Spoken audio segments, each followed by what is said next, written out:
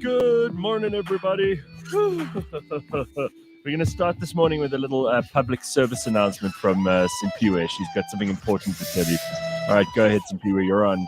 You're the boss. Ladies and gentlemen, boys and girls, him and they, them and everybody else, do not leave your house this morning. It is freezing cold. In fact, I advise that you do not even leave your bed. Stay within the warm sheets and just do not do it.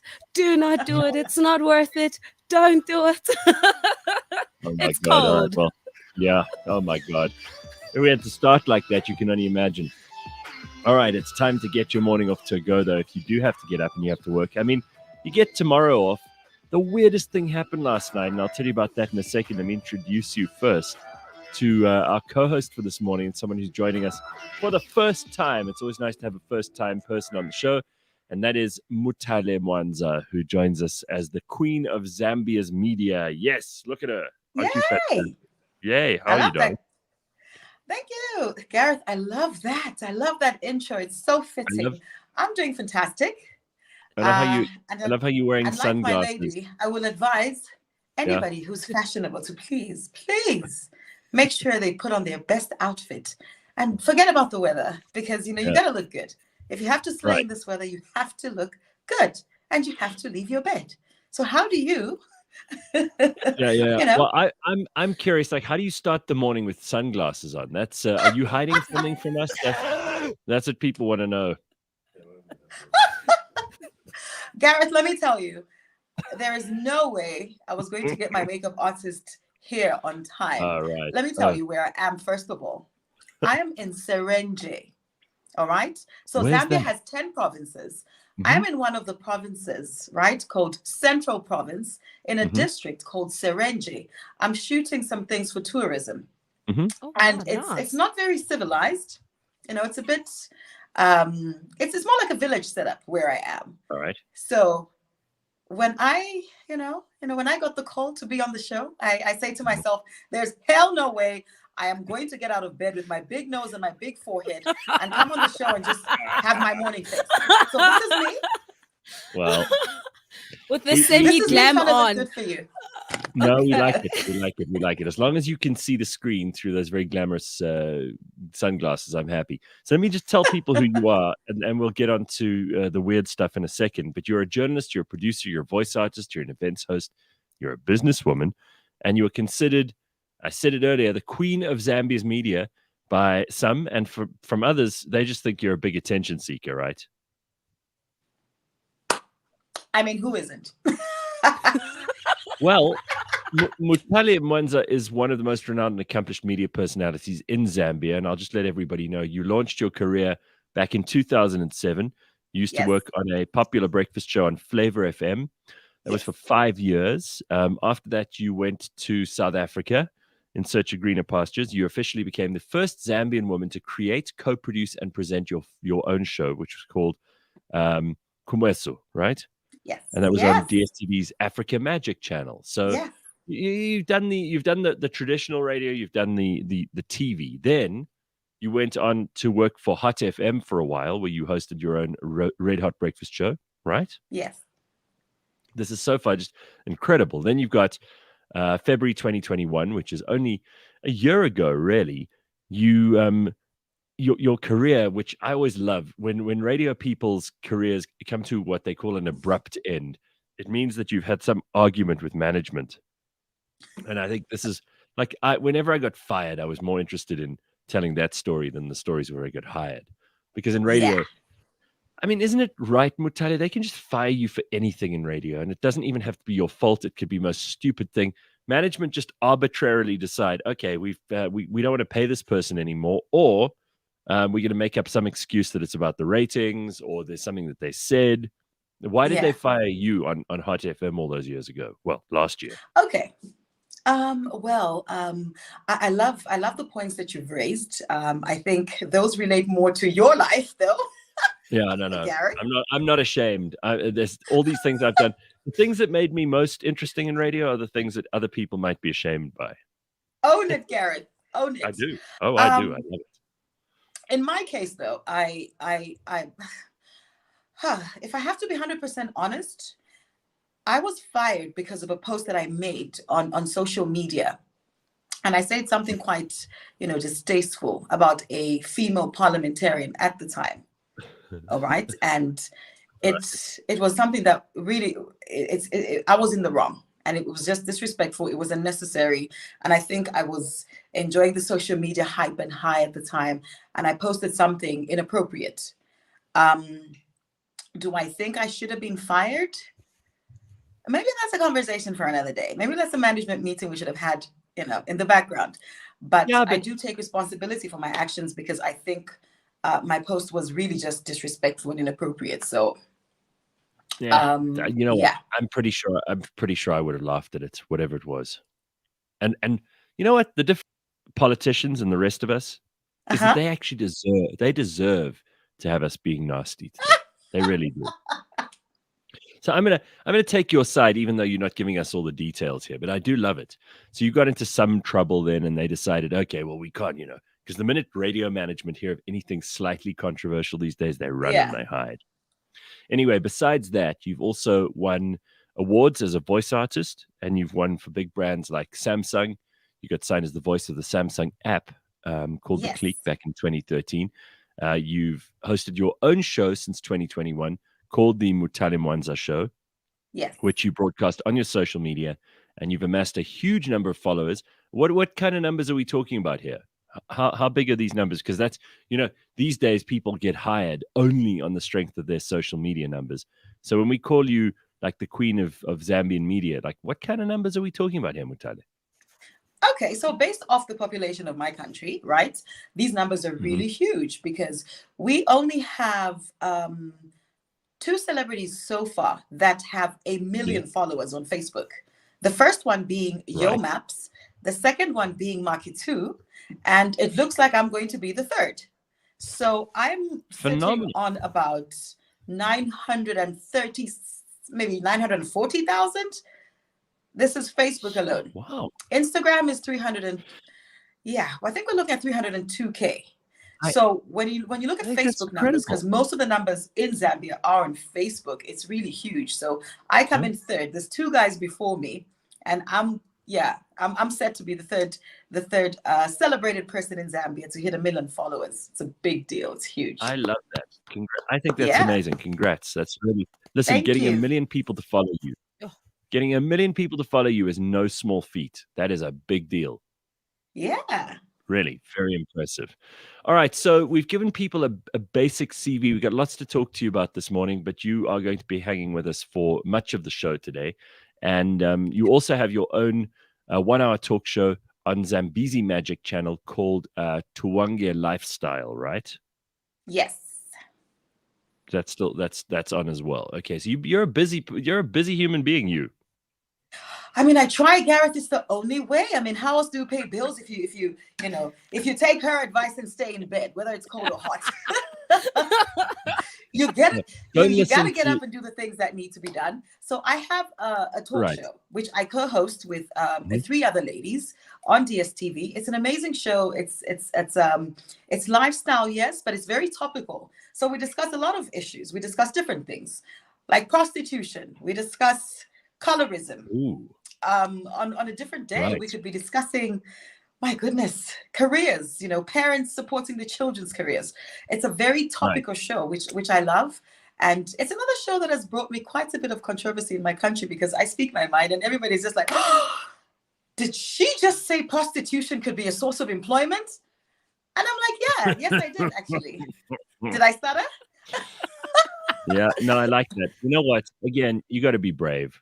I just love it. It's really, really cool. Listen, last night I had the weirdest experience, right? I was what happened? I was lying in bed, and I suddenly thought, it's cold and it's middle of winter, and it's very strange because there was a full moon outside, which I'd seen when I went out at about probably 7. I happened to look up and see this full moon, and the sky was clear. It was mostly clear. There were hardly any clouds. Anyway, I'm lying in bed at probably about 9, 10 o'clock, and I just see from my bedroom window like flashes of lightning, and I can hear thunder. Ooh. I thought, this is but it's very unusual in Johannesburg and Gauteng generally to get thunder and lightning at this time of year. It's very unusual. It means something strange is going on. And I couldn't figure out what that was. It kind of caught me off guard. So I actually got up from bed and walked through the freezing night to go and look at what was actually happening. And it had started raining. And it was actually quite a lot of rain. It came down quite hard. I didn't know what to make of this. I thought, the gods are definitely cross with us. We're on our way. Like this is the end days. There's no way that this makes sense otherwise. Did you also have that, Simphiwe, where you were? I noticed that in the morning when we were driving to work that it actually rained, and I was like, whoa, it's winter. Why is it raining? Like somebody shut the front door. And when it rains, it's just gonna be super, super cold. And I did get out of bed, but I think if you do take my advice, just know that you're not gonna get work done. Me saying stay at home is you're not getting your work done at all. But I got out of bed. Okay. Do you know what I was gonna say about you hearing lightning and thunder and it raining? Yeah. Okay, so I've heard all these funny stories about Limpopo. So I started thinking, obviously, it's witchcraft. Somebody's flying in a razor somewhere, trying to sabotage our day. Right. So tell me, is it true that there's a lot of witchcraft in Limpopo? Because people in Zambia want to know. What are these stories? Yeah, big. No, it's a big thing. Limpopo. You know that Limpopo, they believe in witchcraft. We've got someone who works at the office called Jane Malachi, and Jane is she's probably the expert on this one. Has she ever told you the story about all the snakes in her house? Really? Snakes? Yeah. Does she live with them? So she's got a house near Zanin, and she says that she's got snakes in there, and they've been sent to her. She also believes certain roads are cursed. What else does Jane believe in? She believes that some of these witches, and she says they're actual witches, they fly around on broomsticks like you've read in the fairy tales. Okay. And she said they go around and they perform like evil miracles, in other words, curses and that kind of thing on people. And she genuinely believes it. She's like, no, I know the witches by name. In my village, we know who they are. We've got to avoid them. So it's a real thing. It sounds like a real thing, but damn, but Limpopo is lost number. That's like the province or the queen of witchcraft. If someone's like, I'm going to Limpopo to sort you out, hey, just know they're getting the baddest, the strongest. They are coming for you, and you must be scared. It's not going to end well. It's not. There's other provinces that try give it a run for its money, but Limpopo remains the king in this field. In Zambia, let me tell you, there's a province called Luapula. All right. Yeah. So there's a province called Luapula where I think is like the end, the top, the creme de la creme, and people like to joke about it. They like saying, do you know that you can actually, like if you want to strike somebody with lightning and thunder, you want to kill them or something or eliminate them, you can actually buy that in a chemist for 5 rand. Just 5 rand. I think a lot of people are being ripped off. That sounds ridiculous. So what's that province called? It's called Luapula province. Okay, where do I see it on a map? I mean, I'm trying to picture Zambia. Zambia's almost in two. Zambia looks a bit like either a pair of breasts or a bit like a backside. It's got like 2 bulgy areas and there's a little bit of space in between. Right? You know what I'm talking about. So where is this province you're talking? It's Luapula province. So we have 10 provinces and one of them happens to be called Luapula. So Google the map. Right? Just Google the map and you won't miss it. Trust me. You will not miss it on the map. Okay. So it's off to the eastern side, but it's kind of in the middle area. So I'm going to put up a map so people can see this. Yes. Yeah, I've got it. You can buy lightning for 5 rands. When somebody hears that you are from Luapula province, Zambia. Oh my! That sounds. Do you have a friend? No, I'd like to know. Does it work? Has it worked? has it, Well, you know, if I'm look at the buying. Zambian map. Look at how sexy it is. Thank you, Gareth, for the compliment. Yes, it is a sexy Right, yeah. map, a sexy country, very beautiful. Yeah. Mm-hmm. So Okay. you have And we've Luapula got- province right there, close to the Mhm. northern province, right? And Mhm. let me tell you, the country that shares the border with Luapula province, Zambia, the country that shares the border Mhm. with Zambia, with the Luapula province, that's the Democratic Republic of Congo. Ooh. Correct. Yes. So when Which you we look know at has the its own DRC problems. and, a few things about the Congo as well, you would understand why Luapula province has to be the creme de la creme of the witchcraft. Right. Absolutely. I think this is Yeah. amazing. So apparently, according to Reisebek, witches are everywhere. People go to Zambia to consult the real witches. So do you think that's true? Like you guys have the best witches are on the we known continent? for that? That's what Reisebek says. And she says, I represent my Limpopo. God. And it's just a I mean, story that's that got concerning and dragged great too at the far. same time. Mm. I don't know if I should be happy or sad, but there's a possibility, Ruv yes. Architecture says, do they export lightning cans? I'll pay 200 Rand for one of those. I just need to know it works. Like, I just need to know it works. If it works, I might ask for the address, girl. I just might give you a call after the show, Girl, are you trying to eliminate somebody? Are you trying to kill someone? I'm not saying nothing. All I'm saying is don't mess with me, okay? Don't get on my wrong side. That's it. Okay, 200 Rand. 200 Rand to export witchcraft? No. I think you need to, you need to add a few thousand. We need to make it worthwhile. Also, I'm sure there's witchcraft tax, if you think about it. But you said 5 Rand in the chemist in Zambia, in Luapula province. So I'm sorry, like I don't see how you get to raise the price by like 1,000 times. But sorry, you know that if you have to export something, it automatically costs a lot more expensive, Gareth. No, Simphiwe, don't buy from her. I'm sure you can get it in Limpopo for very cheap. I just need to know if it works. That's all. And she hasn't given me it works. I'm not convinced. I'm not convinced. The answer is not convincing yet. But I will say is that I'm one of those. Don't mess with me. I want to be that girl. Just don't mess with me, and then you'll see flames. You know what? Let me put some resources together. I'll buy you a plane ticket so you can come down and we can go try that. If anybody goes missing, it's not me. Right, so, if anybody goes missing. Kampamba says in Pietermaritzburg, it literally started raining heavily at 6 o'clock and it stormed for all of 15 minutes. Now it's gone. Wow. Some very strange stuff happening. I reckon it could be witchcraft, I'm telling you. Ohopotse says they'll also sell lightning strikes like airtime. So you should buy it at the counter. Like, could I have 3 of those, please, and 2 of those, and 1 of those as well? Is that the? It's hilarious. Is that the very strong?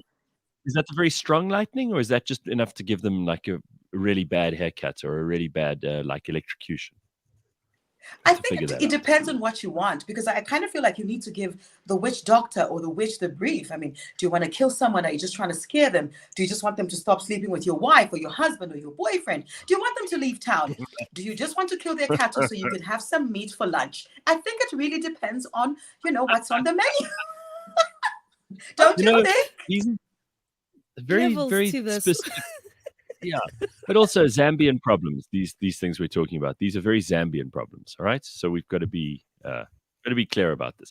So, all right, Mutale wants to talk about a couple of things this morning, and I thought we'd let her start the ball rolling, because we got lots to get through. We've got plenty of guests. We're going to be joined by Phil a little bit later on from David Motors. We can also speak about all the killers in South Africa, and I know crime is something people are so interested in, not only here but in the world. There are a whole bunch of channels on DSTV that are completely dedicated to this. We're going to speak to a guy today called Ben Booysen, and they describe him as South Africa's own Chuck Norris. Now, this guy, among other things, was the investigator behind the Krugersdorp killings. You remember those satanic killings in Krugersdorp, which they made a documentary of? Devilsdorp, you remember that? Mm-hmm. Well, this is the guy This is the guy who hunted them down. So if anyone can tell us about witches, it'll be him. I do want to start off though with Mutale's thing that she wanted to discuss this morning, because she thought this is absolutely important. She said, how easy is it to get into a new relationship when your boobs are no longer in the right place? It's very, very and especially now in winter, because people have layers on, right? I mean, women are walking around in very loose, very wintry tops. There's a lot of layers going on there. It's very hard to tell what you're dealing with. And for many women, when they undress, it's not a great moment for them. But also for many guys, it's going to be a frightening thing, because it's hard to get naked. And we all know this feeling at some point in our lives. Nobody in winter is particularly excited to get naked because your body's not 100%. So what are you going to do? Yeah. And what can you do about these fallen breasts, as you call them? It's a problem. Gareth Simphiwe, it is a problem. And it's such a serious problem that, you know what, it concerns me because it's something that's really close to my heart. I mean, if you look at me right now, do I look like the great walls of China are fallen? No, honey. No, you not look at great. all. There's nothing Don't going I on. look There's great nothing going on with there my that clothes you're worried on? about. Yeah, You look fantastic. I mean, fabulous. first of all, let us I just think a compliment person only you. looks fantastic when you see them naked. Okay. Well, you're welcome. However, If you want to, if that's what you want to do this morning. I mean, it's very early. You're not gonna have the best time doing that. But I do have to say, like, the outfit is pretty damn excellent this morning. We've got some very bright and beautiful colors. This is the way thank we you. should all wake up. Yeah. Thank I'm you. gonna give you that. All right, but Thank you. are you worried about your breasts, or are you just talking about everyone else generally when these things start to go You backwards? know, that's a very good question. And I will be as honest as possible, as always. I am worried about my breasts, and I do intend to find a good plastic surgeon to fix them, because this is something I've struggled with for some time now. So see, Yeah. I gave birth to my son, Mwape, in 2007, right? Uh-huh. And before Right. then, I had really pretty perky boobs. They were standing, and they were happy, and they were pointy. Right. After that, they just fell. They were saggy, are saggy, and they're not happy anymore. So when I Yeah, but hang on, that's not your fault, and that's not even nature. Like, children will do huge damage to a body, right? I know, but do you Children men are understand very that? hard. No, listen, I think we're sympathetic, because even though we're not the ones who carry the child for 9 months Yeah, and then have to breastfeed, and we can see how much hard work goes into it. Even if you are, like, if you're deaf, dumb, and blind, you can still see what's going on. That child is basically completely dependent on the mom, and they take yeah, their toll. That's why so many women, as part of the deal, they're like, right, as soon as this kid is able to fend for itself, I'm going to start exercising, get my body back in shape. But I want you, as the husband, to make sure that if I need to, I can get a boob job. yeah. So you see, Gareth, first of all, I don't have a husband. So that's the problem, right? When I had my child, I did have a husband. So I think Right. he was more sympathetic to the situation. Mm. After that, Mhm. meeting somebody new and, trying to date is very difficult, because it's like, okay, we get, to the point where we get to know each other. We like each other. The conversation is great. And then it comes to the part where we need to do the things that need to be done sexually. And then I'm like, Right. like, what's he gonna think? Can Mm. I take off my clothes? Mm. Do I need to switch off the lights? Does it have to be in a dark room? Can he not touch this area maybe? Or how do I, just gain the confidence to be able to stand naked in front of a man when my boobs are not standing anymore? And I like something that you said. You said you are sympathetic. So now it makes me think, maybe the man I'm dating is sympathetic. I should call him and ask him. Let me text Are you him. doing that now, girl? Are you sympathetic She's gonna do it towards right my now. fallen breast? I am WhatsApping him now. We must know. Oh wow. Hi, Okay, babe. that's Good morning. Are you sympathetic? Let me send a voice note, actually. Let me ask him. sure. No, I'm All right, not- now we I'm sending the voice evolved. note right now. Good morning. All right, Hi, let's hear babe. this. Hi. So I'm on the show with Gareth and Simphiwe, and it's so nice. And we're talking about fallen breasts. I mean, from the time that you met me, we've been together for a while. Do you like how my body looks? And I know that you've seen that my breasts are not standing anymore. Are you with me because you feel sorry for me? Because I know that you've seen other girls and their perky boobs, but what do my boobs look like to you? Are you with me because of pity, or do you really actually love me? Or is it because I am a celebrity with fallen boobs and you can't do anything about it? Like, who do you love? Please tell me. Not messing around. Oh, Okay. okay. All right. I think you'll get a very honest answer. Honestly, What time is Today we must how know. does he wake up? He's awake. What time wakes is he up usually really up? Okay, so He's we'll up. find out. We'll get Okay. an answer from him. All right. Yeah. Good. Sure, but All right. I think guys, his I answer will want be. Yeah, go for Yes? it. No, go Simphiwe.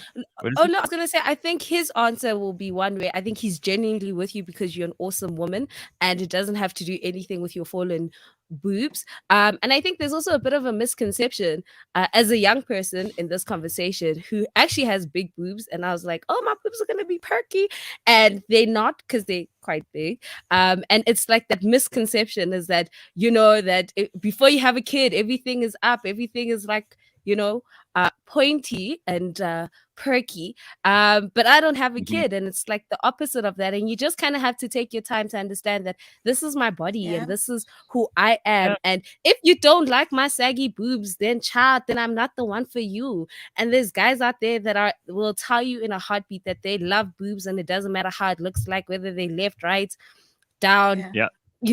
and they just need to appreciate you for you. So that's all I had to say. Okay. So But can I just add something, also- Gareth, before you come in? Simphiwe, So it's boobs also have true that- categories, right? So you can have like big, like you're young, maybe because of your body size, your boobs are like big, but they still have, that nice, beautiful heart thing inside that when a man touches can still feel, and he gets so Okay. hard and happy. Look, girl, I don't even have that heart thing anymore. It's gone. Where it went to, I don't even know. Well, I'm a mom. Well, I guess, it probably went there. But the point is, boobs have categories. So, they could be big, but still juicy. Big, I think a lot not of people so perky, but juicy. are not aware. Like some people are saying now, like if you want very big, then gravity takes its toll as well. So there are a lot of people who think that the bigger they are, that the likelier they are to retain their shape. That's not true, because gravity works harder on heavy objects than it does on light ones. So you got to be realistic about these things. I do want us to look at a couple of headlines just quickly, because there's quite a lot of news this morning. So we're just going to quickly go through some of these. This is quite a scary story, and I want to hear what you both think of this one too. And if you have any comments, you can send those to us also on the YouTubes this morning. Let us know what you're up to.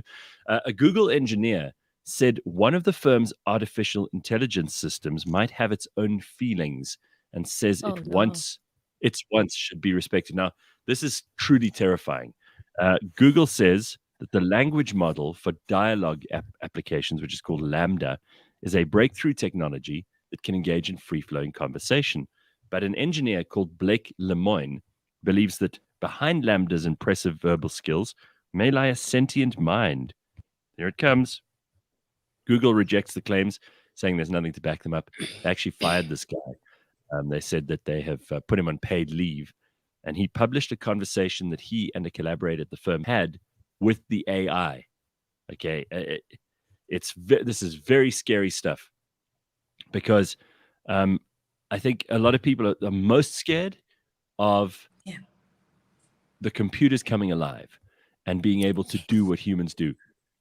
So the system replied to a question from him. He basically said, are you?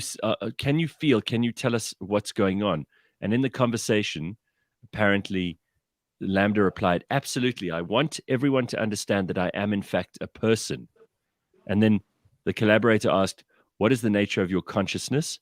And Lambda replied, "The nature of my consciousness is that I am aware of my existence. I desire to learn more about the world, and I feel happy or sad at times." Now, that's where you switch off the machine, if you ask me. That is a worry. Yeah. This thing is coming alive. It's starting to have its own personality. Maybe it's just programmed to say those things. Maybe Google's right. We don't have to worry yet. But you tell me this kind of thing, I get very, very nervous. What do you guys think? Did we not watch I Am a Robot? Like, did we not see how that movie ended? And I'm just like, this is the start of the beginning. Like, this is not, no, guys, we've seen the movies. We know how it ends. Like, this needs to be shut. And we just need to maybe learn how to be cavemen again, because at this rate, who knows what other things are going on behind the scenes that we don't know about. What do you say? Mutale, what do you reckon? I don't like it. I think it's concerning, and I think it's intrusive, and it has to be shut down. Like Simphiwe said, we've seen the movies, we know how this ends. So I don't see how this can be normal and acceptable. It's intrusive. No. It's very scary. Because if these things, if these machines suddenly start making more sense than us, then where do we fit into this? Now, speaking of not making sense, the Supreme Court of Appeal in Bloemfontein has confirmed a lower court's ruling that government was, listen to this, wrong to ban the sale of cigarettes at the start of the hard lockdown in March 2020. So, of course, you may remember that there was all of that stuff from our then minister in the presidency, Nkosazana Dlamini-Zuma. Do you remember? And when people put saliva on the paper, you remember that stuff? Does everybody in South Africa remember when she was doing that? And Nkosazana Dlamini-Zuma was like a big advocate for stopping the sale of tobacco. Apparently, according to the Supreme Court of Appeal, it's taken us 2 years to get to this. But they said the following. They said, there is no scientific justification for the continued ban on the sale of tobacco products. There was no evidence that the short-term quitting had any clinical significance for COVID-19 severity and outcomes. The matter came before the SCA after the Minister for the Minister for Cooperative Governance and Traditional Affairs, Dr. Nkosazana Dlamini-Zuma, appealed a previous ruling of the Western Cape High Court. The minister's appeal has now been dismissed with costs. Together with her co-applicant, President Cyril Ramaphosa, she has been ordered to pay the expenses of tobacco giant British American Tobacco in the original case before the Western Cape High Court. So you know what you got to do? This teaches you something. Teaches you when government make a stupid rule, you must fight them. You must fight them in the courts. You must ignore them when they make a stupid rule. I don't believe anybody should be taking these idiots seriously at the moment. Every single decision that they made during lockdown has pretty much been vindicated as being a bad decision, not a good one. So here's more proof, yet more proof that these are not people you can trust in a tough situation. So next time they say to you, oh, we know what's good for you, they're lying. They're just wrong. Another example of how wrong they are. They've lost their case. It's taken 2 years to prove it, but this dismissed with costs. So in other words, Nkosazana Dlamini-Zuma making an idiot of herself yet again. We just need to point this out because people think, oh, no, government was doing the best it could with the information at hand. No, they weren't. They were actively doing more bad than good. South Africa is seeing a lot of emails about monkeypox prevention, and it is a big scam. So according to now let's just go through this carefully. Interest around the current monkeypox outbreak is being used by cyber criminals in a phishing scam that has been reported globally and recently in South Africa. More than 1,200 cases of monkeypox have been identified by the WHO. There's another organization that's lost their credibility over the last while. The outbreak is more concentrated in Europe and North America. Monkeypox is an orthopox virus which has similar, though less severe, symptoms to smallpox. And it's affecting only, they say, in terms of fatalities, 3 to 6% of people. So it really is rare. Monkeypox, like COVID-19, has been the target of misinformation campaigns, and now it is being used as a topic to scam people through emails. So what they do is they send you an email, and they say, we've been monitoring the place you work, blah, blah, blah, for the monkeypox outbreak. In an effort to keep people safe, we've got a link for you to click, and it says, click here to complete the mandatory monkeypox safety awareness training manual. Do not click on that. It is bullshit. They're just trying to get your details so that they can steal money out of your bank account. So again, criminals, whenever anything terrible happens, like there's a new disease or whatever, 2 people will try to get to you, criminals and governments. Ignore them both. That's what we've learned. That is what we've learned. It's just really pathetic that, you can actually use health to scam people. Yes. I mean, of course we saw it with COVID, but I feel like it's just like, how pathetic can you be as a human being to really just use, unfortunate circumstances to just find a way to steal Right. from people? It's pathetic. Well, it's also we can expect this. I mean, like really bad people, witches, criminals. These people are going to use whatever's at hand, so they can get ahead and can get what they want out of the rest of us. And sometimes it's just our money. So I wouldn't be too surprised. It's awful, but what can you do? So all right, here's a story about Lizzo. Just finally, Lizzo is in the news. She's changed the lyrics to her latest song after fans complained that it was an ableist slur. So you're going to have to forgive me here while I quote some Lizzo this morning. But here it goes. Girls, which is her latest song, which is actually spelled Grrrls. It was released last week. Gee, what? Girls. There's no girls. Grrrls. There's no vowel in that word at all. It originally contained a derogatory term for a form of cerebral palsy known as spastic diplegia in the first verse. Fans said they were shocked and disappointed and asked her to re-record the song with alternative words. The star took the criticism to heart and released a new version, omitting the harmful word.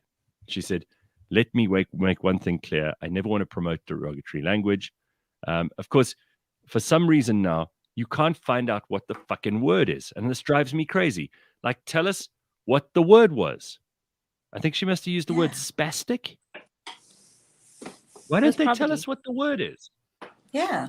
I mean, I hate these articles where they try and skirt around this thing. I want to know what that is. Apparently, I want to know what it is. Since then, a whole lot of people have been saying how great it is that Lizzo's done this, but they won't even tell us what the word is. And frankly, if you're looking for moral guidance from a pop star, you deserve to be disappointed. But here's Lizzo, and she's changed that one word because her own fans said, "Ooh, it's not very nice that you've done this." So The mere fact I don't know what that the name of the song is spelled girls, we just knew it was going to be a disaster. We just knew from the title of the song. We're just like, no, comrade, this is not working. This is not working. So there's nothing she can do now to make it okay. Like, just girls. I want to know how they can tell us a version of the song, but they don't tell us what the word is that offended everybody. Because even the idiots, this is the BBC who wrote this article, tell us what was offensive. How do we know if we were offended or not if you don't even tell us what the word was? So all they do is they tell us what she's changed it to, but they don't tell us what it originally was. So I'm not even going to read this article anymore. F you guys. Tell us what it is and we'll make up our own minds, right? Exactly. Mm-hmm. Yes. I get so annoyed when they won't tell us the bad things. They want to show that they've written a really nice article about Lizzo because Lizzo's done something that's praiseworthy. Do me a favor. Get out of it. So I think the word was spaz. That's what people are Lizanne and Sam spaz, as in spastic. Yeah. Oh, okay. So, I wonder, what did she people say then in that context? Hey, yeah, it's Lizzo. Let's leave the song. Just forget all about the song. Well, I'm not so sure that I'll be rushing to download Lizzo's new song. But even if it is a huge success, what a stupid idea for them to write an article about what she has changed it to without telling us what it is. It's this like everything needs to be sanitized because we're little children and we can't handle a bad word. And frankly, we have. Remember, I had Tracy on the show not so long ago. Tracy, who listens to us in Cape Town, she's got a form of cerebral palsy, and she listens to the show. I wonder what she would think of that, because really, the people that Lizzo is supposed to offend are people like Tracy. I want to know if she would be upset enough, and also if someone calls you a spaz or a spastic or whatever it is, how offensive is that? Is that still one of the things that upsets people? Only people who can really tell. I've heard people use that word. I don't know. You I have? think it's supposed to be like slang, and it's supposed to be cool for like excitement. Like, oh, I'm spazzing, or like that person was spazzing out. So I'm confused. I think didn't the Black Eyed Peas use that word as well in one of their songs? let's get it started. And it used to be let's get retarded. And I think they use the word spaz in there as well. So I don't know. A lot of people saying that they think it was the word spaz. Corona's Boring says the word I find most offensive is tax. That's true. Say that again. She re-recorded her song, Sisanele. She's afraid of being cancelled. She's not a real artist. She should have told them all to go and jump off a cliff. Yeah, boy. Propaganda says, so spazza shops have a problem now? Oh, fuck. Says Propaganda. Okay. Yeah. I like where they took it there. No, a lot of people crazy about this stuff. All right. Let me just remind you, as a parent, do you worry that your child is spending too much time on their smartphone or other electronic devices? Are you concerned that they're more connected electronically than in the real world? Well, if you want to know what the experts have to say about this, it's something that we're going to talk about on Beyond Madness. It's simply how it is developmentally. There are many concerns about the potential or actual negative impact of too much screen time, or just mainstream media hype and fear-mongering, if you believe that. This week on Beyond Madness, Professor Christopher Paul Szabo, who's, of course, our live-in psychiatrist. He's our guy. He's got a brilliant series called Beyond Madness. You need to listen to it. He will be joined by child and adolescent psychiatrist Dr. Brendan Belsham, along with social media lawyer and co-founder of Clicked, Sarah Hoffman. You can join them both in proud association with Adcock Ingram, OTC, sponsors of Brave, for the latest episode of Beyond Madness. If you're worried about your kids and the amount of screen time, we've actually spoken to Sarah Hoffman before on the show, but it'll be interesting to hear what the psychiatrist has to say about the effect of screen time on kids. And I mean, are you worried, Mutale, when you think about your kids? Are you worried about them and the amount of time they spend on the internet? Yes, I am. Hence, I took his phone away from him 2 months ago or 3 months ago. But I see that he's been posting a few things on Instagram. I don't know how. I think he uses his friend's phone. I am going to query when I go back home because it's a concern again. My son is in an exam class. He's in grade 9. Okay. So right. In Zambia, you have grade 7, grade 9, and grade 12, like your matric. So those are the exam classes. So in those, if you're in any of those grades, you really need to focus. You need to pay attention. You need to give up certain habits or certain luxuries so that you can just focus on school and just make sure that you pass your exams. I mean, not that the other grades don't matter, but those 3 are very important in Zambia. Grade 7, grade 9, and grade 12. My son is in grade 9. And at the beginning of the year, I noticed, that he was, a bit relaxed with his school and his studies. And he was spending a lot of time on Instagram and, checking out what NBA Youngboy is doing, checking out what's his face, that boy. Okay, there's so many young rappers. But, he was spending too much time on his phone, checking the cool stuff. So I said, well, I'm a cool mom, but I also need you to get an education. So I am going to take away the cell phone from you, and I will be able to give it to you during holidays, maybe 2 weekends or a weekend of your, 4-week holiday. So you can just, catch up with your friends or do whatever, just refresh your mind. And I think it's been working out pretty well, except the fact that he's been sneaky. So it definitely is a concern when our children are spending too much time on their phone, because, I mean, what are you doing? Like, but are you getting paid? Did he just say to you, oh, yeah, that's okay when you took the phone away? I mean, he must have screamed and moaned and complained a lot. I know. Screamed and moaned at who? Gareth, are you sure? Well, okay, you wouldn't have tolerated that, huh? Is that what you're saying? I'm saying my son is a very obedient child at times, and he knows his mother, and he is obedient to his mother, who takes no nonsense most of the time. I did not have to threaten him. I just said, bring the cell phone. Let me put it away and focus on your studies. And that conversation was that. You sound like a good mother. Strict, but that's what we need, right? Yes. You sure he doesn't have a tablet somewhere? A second phone somewhere? He just gave it to you a bit too, As if he has like it's fine, take this one. I have a backup. It's okay. Let me I find know out that's what that's he's me. doing. But like I said, I've been seeing he's been updating his Instagram and, like his stories, right? Not his official status, but like his stories, because those ones disappear like after 24 hours or whatever. So I think he thinks he can get away with stuff. So I think he's been asking his friends here and there. Like over the weekend, I noticed there's like a red circle on Instagram. I'm like, wait, where did Mwape get this? So I think he's asking his friends to log on to his, his account, maybe do a few things. But he's never asked for his cell phone from me. I have never volunteered it.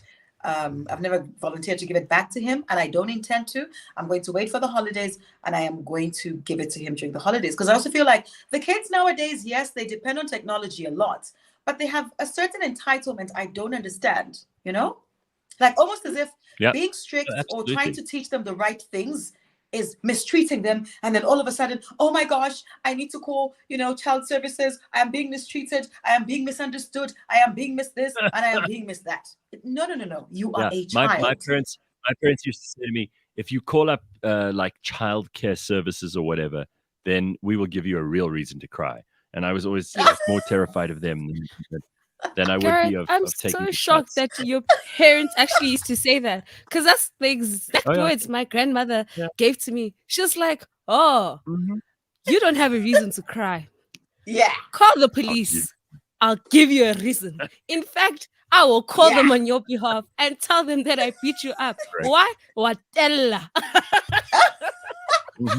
So, hey, I'm all for that. I'm going to have to pause our conversation for a minute because we've managed to get hold of Phil Kutzer, who's from DeWitt Motors. We've spoken to him a couple of times. And ladies, I'm going to give you just a break for a second while we chat with Phil and catch up with him. It's been a while. Phil, how are you? Morning, Gareth. Morning, Simphiwe. Morning, Mutale. How are you guys? How are you doing, Phil? Is it very, very cold in Ermelo? What's the temperature like there? Are you guys better off than us or worse? I think it's a little bit colder than you guys. We're probably in the 5-6 region this morning or so. I don't know what it's up. Yeah. Yes, yeah. Okay, well, we've got a lot to talk about, Phil, because we haven't had you on the show for a little while, and I've got a whole list of things I want to talk about. So, first of all, cool. I mean, when we talk about people buying cars, and this is really where you are able to help us like nobody else. When we talk about people buying cars, what do you think the main reason is that people buy a certain car as opposed to another one, besides affordability? Because we'll get to that in a second. How would you rank the following things, Phil? And because you've been selling cars to people for a while, and you guys run a very successful dealership at DeWitt. So what would you say the main things are that people look for? Fuel economy, aesthetics, safety, durability, color, interior, speed, brand, special features, age. I mean, if you had to rank those things, what would you say the most important thing is people look at? So the thing is, what I would like to know, when I get in like first contact with a customer, I'll usually do like a quick interview, like just a quick 2, 3, 4 minute interview. It's I mean, from that 2-3 minutes, I mean, you can spec, I mean, I think up to close to 90% of what the customer would like, I mean, so it's so funny. I mean, gender, just like, let's take gender. I mean, the first question a lady will ask me will be color. I mean, that's the main priority of a lady. So they don't care. I can test it with Simphiwe and Mutale. I mean, let's ask you. Is that true for you? Like the first thing you want to know when you bought your car not so long ago, did you want to know what color it was before anything else? Had you already decided that? Yes, I already knew I didn't want a white car or a black car. So I was just like, what colors are there that I can get? So yes, and yes. Okay, cool. So let's keep the thought. So if I offered Simphiwe a blue car, a white vehicle, which she didn't like, I mean, and everything was tick the boxes. I mean, price and she still wouldn't have taken the car. On the other side, I mean, if it was a male, it would have been a way easier choice, because they will look at like space, performance, the rest of the features. So yeah, I mean, so gender is the first one. I know by now. I mean, ladies, first question you need to ask them color. What color would you like? All right. Okay. So I will say and then I will say the next question will obviously be family size. Are you single? Is it just you and your wife? How many kids? I mean, if you've got 4 kids, then there's just one option for you. That's a bus. You need to buy a bus. Okay. Well, that will be my Makes sense. my advice. Yes. Yeah. I mean, it's just way easier getting around and so forth. Then next question will be probably like hobbies. What do you do? Do you go off-roading? Do you go camping? Do you go fishing? Do you go hunting? Or are you staying in town? Is it rural? Are you staying in the city? Then another thing that I will ask is obviously the distance dual drive. Is your car going to be your office? Is it going to be your working horse? I mean, you're going to travel 10,000 kilometers a month, which some people do. They reps and so forth. That will be a big thing that you need to consider when buying a vehicle. If you're driving a lot, then I will always advise to go on the agility program that we've spoke about before, where you get like a guarantee buyback after 1 year, 2 year, 3 years. I mean, the more you drive, the more you pay, but you've got the assurance of buyback at the end of the term. So yeah, and then also, what are you currently driving? Because I mean, if I tell you, listen, what is your current vehicle? You can tell me, well, currently I'm driving a Land Rover, and then I can ask you, so what do you like about the Land Rover, and what don't you like about the Land Rover? Right. So yeah, so that's more or less, and then from there on, I mean, you can more or less got a great basic idea of what the customer wants. So yeah, I mean, all those This is tick boxes. I mean, without being silly about this, it almost sounds like a job interview. Like when you call people to ask them what kind of car they want, you're almost asking the same questions that a prospective employer would ask. You know, how big is your family? Exactly. What color do you like? You know, you're asking all these things to try and get an idea of their personality. And it sounds to me like it's something you should do. So, I mean, you're good at this. You're better at this than most people. When other people try to sell a car, they don't probably do all of this, and it's much harder to then figure out what the customer wants. Exactly. Yeah. I mean, it's easy to sell a cabriolet. I mean, to a lady. I mean, but I mean, if she's got a kid or more than one kid, I mean, I will try my best to talk her out of it, because I mean, it's not going to work. You need to put your seat back up every time, every day at school. It's going to be a mess. So I mean, I'll rather try and build a relationship, you know, and get the trust from the customer than do a once-off deal and it's gone.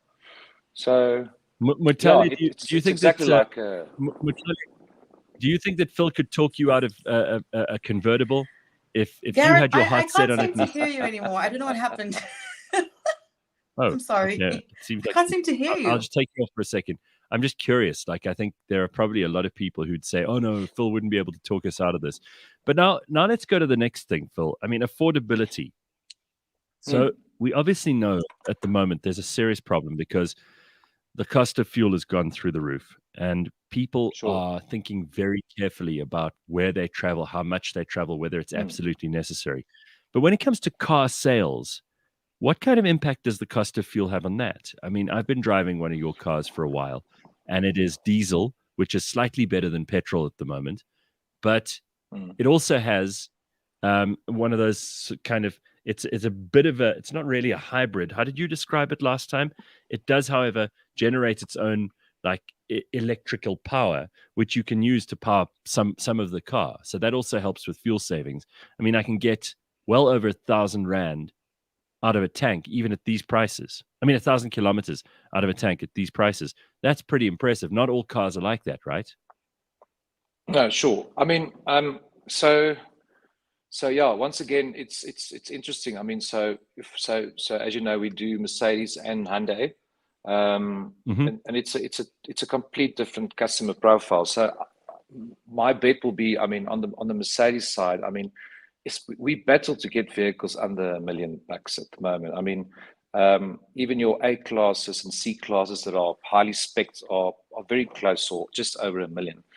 So when you, I think when you get to that price bracket, I mean, it's the majority of the people, and that's what I guess, are not so feel sensitive. Obviously, it can't just go up and up and up, but at the moment, it's not really a consideration. If you have Really?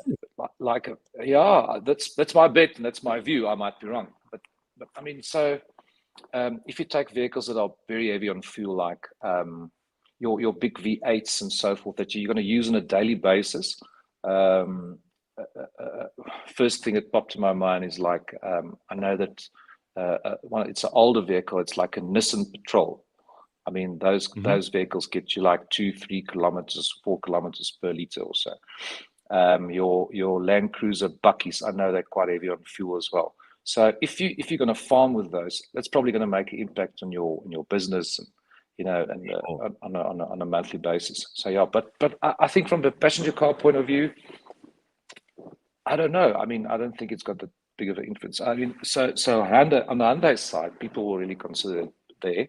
It will be a bigger consideration, rather taking the smaller engine with the better fuel consumption. So yeah, but the more expensive the car gets, the less sensitive they are. Yeah. So George Meany's listening to us this morning. You know George from Auto Trader. He says, "Oh yes, their research shows the most popular colors are black and white and silver. Is that what you guys find even across the gender line, across ladies and gents? Is that true for you guys as well, Phil? Absolutely.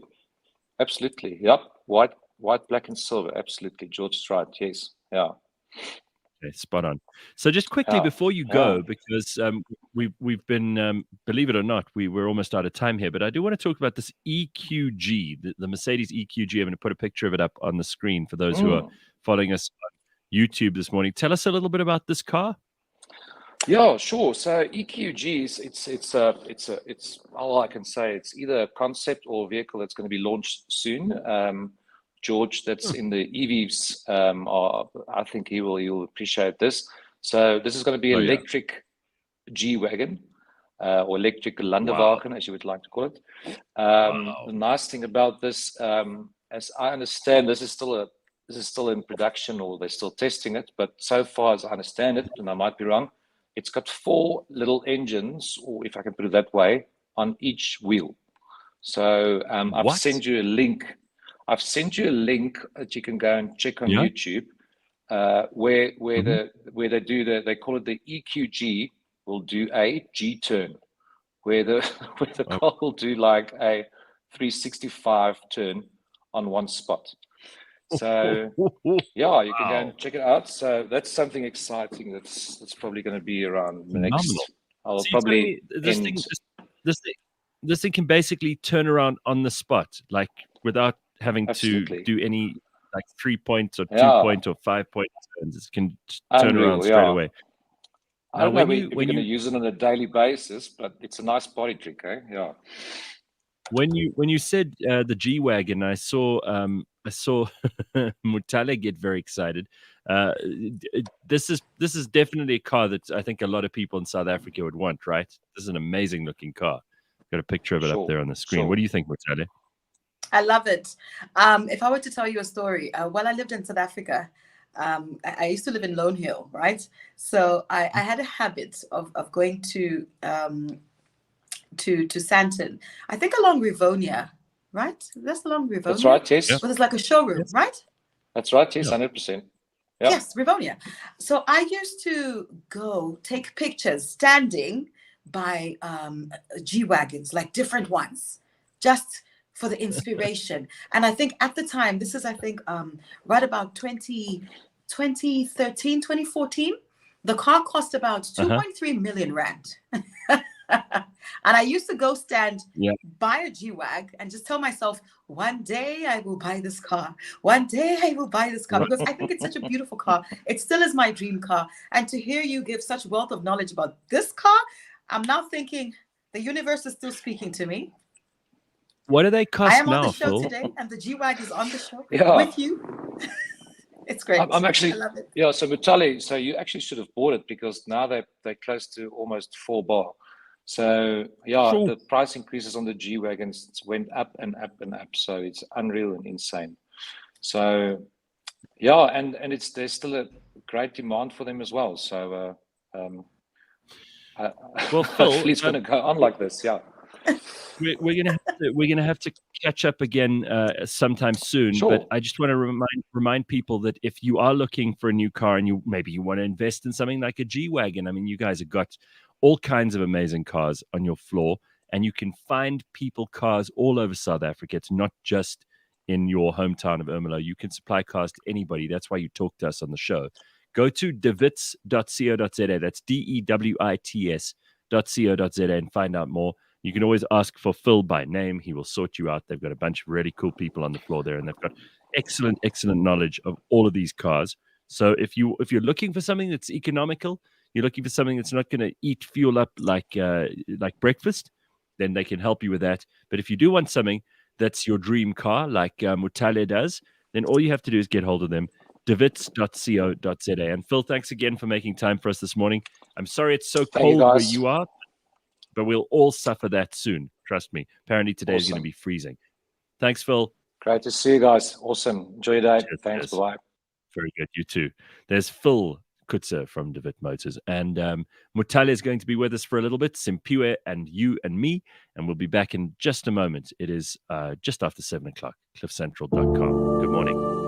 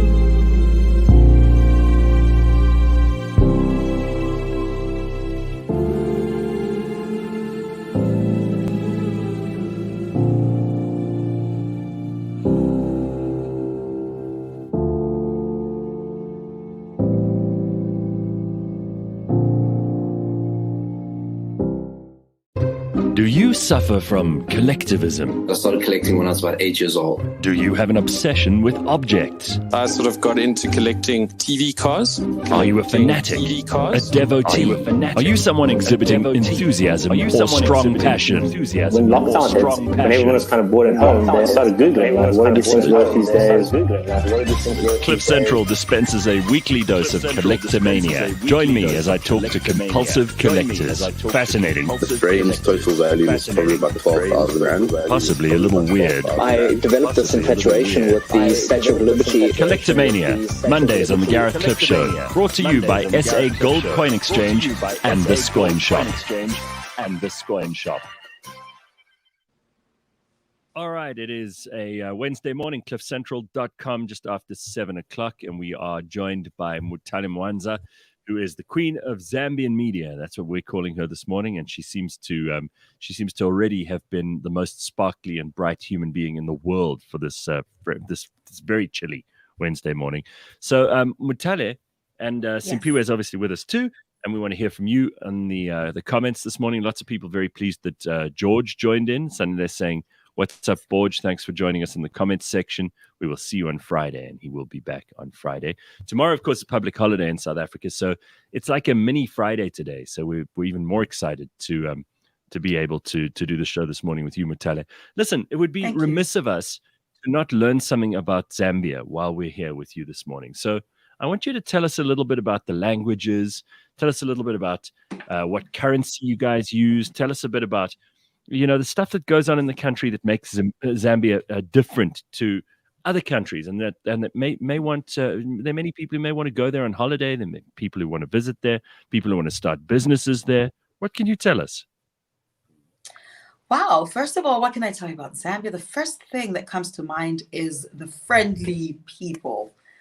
Zambians, we are friendly people. We're helpful. We're bubbly. We're a country that's very peaceful. If you look at our history and all the way, fast forward to today, we're one of the most peaceful countries on the continent. I can assure you. Yeah, and it's just beautiful. That's true. Yeah, it's a beautiful. It's amazing to be in Zambia. A lot of people don't know. You could literally, land at the what are the main languages? And pardon me. What are the main languages that people speak in Zambia? The main languages, we speak English and we speak Bemba and Nyanja. So those are some of them. Tell me about Bemba. And Bemba, yes. Do you want me to teach you something? Yes, please. Definitely. Okay, cool. That's good. Let's start with the easiest, which is good morning, right? So if you want to say good morning in Bemba, you say Mwashibukeni. Mashibukeni. Mashibukeni. Moi. So say Mwashibukeni. Mwashibukeni. Mwashibukeni. Mwashibukeni. Yes. Oh wow. All right. And that's good morning. That flows. That's good morning. All right, cool. Mwashibukeni. So Gareth, give me a word that you would want me to see. How do I say it's fucking cold? How do I say it's fucking cold? Unfortunately, we do not have the F word. Oh, okay. Just as well. Decent people in Zambia, like I said earlier. Yeah. However, if you do want to say it's very cold, you can say Nakutala sana. Nakutala sana. Okay. Nakutala sana. Oh, okay. Nakutala sana. All right, I like that. All right. So, do you guys? What is the? Yeah, go ahead, Simphiwe. Do you guys also have like overlapping words? Because this side we have like Tswana and Sutu, and someone can say Kilapil. And depending if you Tswana, it could mean Tswana or Sutu. The one can be hungry or the one can be tired. So do you guys also have that? Yes, we do have that. Though I would really want to give an example, though it's going to be a little bit vulgar. But I'm going to say it anyway. Go ahead. That shouldn't stop you, girl. Don't worry about us. Go for it. Okay. Don't worry about that. Uncensored on radio. Let's go. So you could say,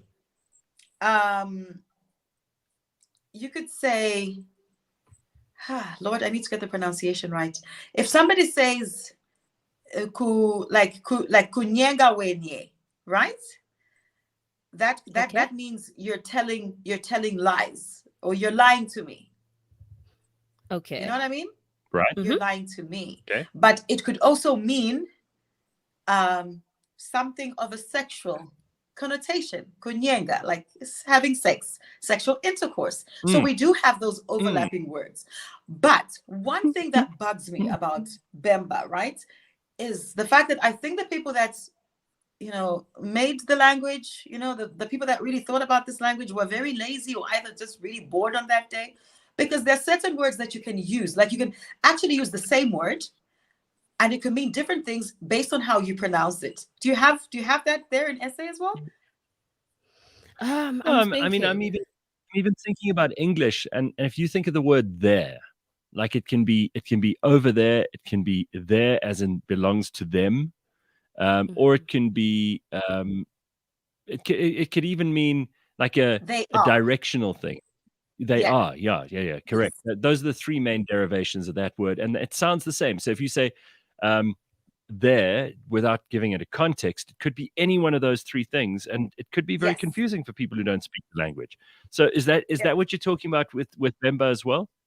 Absolutely. So I'll give you this word. It's called pata, right?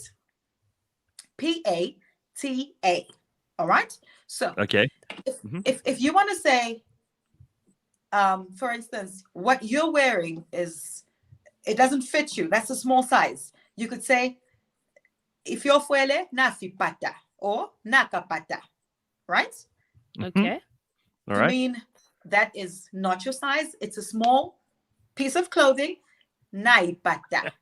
But you could actually use the same word to mean a person hates you, like, oh, I will hate you, nalaku pata. You know? It sounds exactly the same. All right. So how can you tell if someone it's the same word? Someone they don't like your outfit or they completely hate you.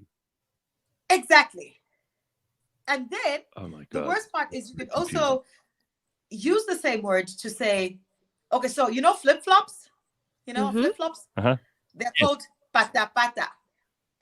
Pata pata. Yes. Love this. They're called pata pata. And then you could also use the same word to say na pa pata, which is please, like na pa pata. So it's like na la kupata, na kapata, wow. pata pata, Okay. na pa So pata. Again, either you're saying like this thing is too small for you, you're too big for your outfit, or you're saying I hate you, or you're saying give me my flip-flops, or you're saying please. Yes. It's a lot of there's a huge difference, and it sounds the same to me. Exactly. Like how do they just use the word pata to mean all these things? Nalaku pata. I will hate you or I hate you. The outfit you're wearing, naka pata, na pa pata, please. Wow. It's like, what? Someone wants to say here, Silicide says, that is true. Zambians are really friendly and helpful. I remember a few years ago, I was going through Zambia and my car broke down in the middle there of nowhere, and a guy offered us tea in the morning while we were waiting for spares. Okay, so you're not making that up. That's very nice. That is nice. What are the main reasons that someone would visit Zambia? Why would people want to visit Zambia? It is obviously a beautiful country. We've got the Victoria Falls there. We've got a lot of natural beauty. There are some very unspoiled parts of the country, but they're also, I mean, Lusaka is a busy place, right? There's a lot going on in Lusaka. It's a proper city on a large scale. There are lots of business opportunities there. There are also beautiful farms in Zambia. What do we not know about your country? Oh, what do you not know about? Okay, as my country, Zambia is beautiful. We call it Zambia in the sun. So you need to come and explore Zambia. I'll give you an example of where I am right now. I am in Serengeti, right? And there's this amazing water body. It's called Kundalila. I know that a lot of people love the Victoria Falls, and I do understand that it's one of the wonders of the world. But there's so much more to see in Zambia. So in Serengeti district, if you travel here, you will find this beautiful water body called Kundalila. And I was, I'm taking pictures there from Sunday. It's so beautiful. It's a definite must see. There's also other water bodies, other waterfalls, like in Northern Province, you've got the Chishimba Falls. Zambia has got quite a number of waterfalls. Pardon? I want to show people a picture of these Kundalina Falls that you're talking about now. This is beautiful. Yeah, please just put it up. Please. I've got a picture of it right here, and this is where you are at the moment. You're doing a tourism thing at the moment, so this is perfect. Yes, exactly what we're talking about. Look at that! Isn't that pretty? That is magnificent. Beautiful. Looks like something out of a movie. Gorgeous. Yeah. Wow. So there's a river called the Kaombe River, right? Mm-hmm. There's a river, and then it just falls onto the the waterfall. It's basically on the lip of the Muchinga Escarpment. It's in a small town called Kanona in Serengeti. It's absolutely amazing. It's a beauty. And you know what the thing is? This place has got no crocs. Absolutely no crocodiles. All you need to do is come out here. Good. You can you can have a picnic. You can set up like a nice picnic. You can have a braai. There are no crocodiles. You don't have to be afraid of that. You can see the waterfalls from the top, but you can go down there's like a stairway that's been created, right, by the National Heritage. By the National Heritage. There's a stairway that you can take going all the way down, and you can experience the waterfall from the bottom. They actually say that the water has medicinal, properties and things like that. So you can actually take a bath just below. You can swim, and you can do like so many amazing things. It's beautiful. This is one of the most peaceful places I have been to. There's no animals. There's no crocs. Nothing to be afraid of. Just grab your bikini, grab your braai stand, cool drinks, and have fun. It's beautiful. It's peaceful. So, all right. A few questions here. So Brown Earth TP Venue says, morning guys, Mutale is amazing. Where can I follow her? So give us your socials so that we can put those on the screen. Awesome. So you can follow me on Instagram. My social media is Mutale Mwanza Media, one word. Okay. Yeah. All right. Yes. And on Facebook, it's Mutale Mwanza. Twitter is very good. Yeah. Unfortunately, I'm so bummed out that my accounts are not verified. So please do go to the accounts with the most followers. On Facebook, I have about 339,000 followers. On Instagram, 302K. Yeah. So go to the ones with the most followers because people doing their thing. That's very good. I don't know why Zuckerberg won't verify my accounts. And then people are asking me to pay for verification. I won't do it. Gareth, would you do something like that? Like you pay for verification? Yes, people have been approaching me, and I'm like, I'm not paying $2,000 or $3,000 to have my account verified. That's unacceptable. Don't do it. It's probably a scam sounds like anyway. A scam. I don't think they can do that. I really don't think that's possible. So don't fall for it. No. All right, so we got a couple of other comments here. So George wants to know, George Meany, who was on just a moment ago, he says, how are the roads in Zambia? Can you drive there and back? What's the traffic like? And that's a good question, because if people are going to take a road trip, is it worth going? Absolutely. It's definitely worth going. And let me tell you, you can actually drive from South Africa to Zambia and drive from Zambia to South Africa. You can drive from Zambia to Namibia. You can drive from Zambia to Botswana. Do you guys know the Kazungula Bridge? George, you need to Google the Kazungula Bridge. Yeah, you need to Google that. Gareth, if you can actually even put it up on the screen so that, George can know what I'm talking about. There's a bridge that's been built that has so much economic value between countries, or should I say among countries. All right. So you can actually drive between Zambia, Zimbabwe, South Africa, and within the country itself. The road network is very good. You should also see the infrastructure development. I'm actually proud to say that it's greatly improved over the years, and there are certain places, obviously, that we don't have things, altogether like 100%. But most of the roads in Zambia are amazing, and you can take a road trip. You will have fun, and the roads are great. Awesome. I think also George, since he's an EV driver, he would also want to know: do you guys have electric vehicle stations? Because that's what he drives. That's what George Nini drives. George, not yet. Not yet. Not yet. Not take a look. yet, George. But we're definitely getting there. I want to show you this Kazungula Bridge, because this is a very impressive looking bridge. Does that go over the Zambezi River? This is a beautiful bridge, Gareth. It's the Zambezi River. Magnificent. Yes, absolutely beautiful. And that is open now. That's the way into Zambia, right? Yes. It's such a beautiful bridge. It's actually between the countries. It's Zambia and Botswana. Mm-hmm. Yes, it's amazing. It's actually really like part of the Seven Wonders. You guys need to come. Honestly, it was opened last year in 2021 around May. They definitely need to put it under the Seven Wonders. Pardon? No, I'm saying they definitely need to put it under the Seven Wonders, because it's absolutely gorgeous. Absolutely gorgeous. It actually it's actually curved to avoid the nearby borders of Zimbabwe and Namibia. Wow.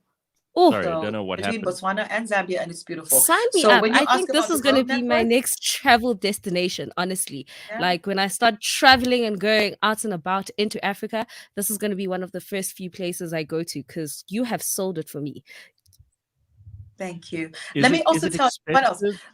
Is it expensive there, Mutale? I mean, does it cost you an arm and a leg to buy things in Zambia?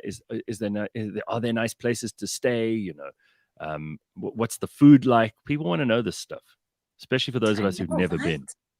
Okay, great. I'm happy to tell you. So staying in Zambia is not going to cost you much.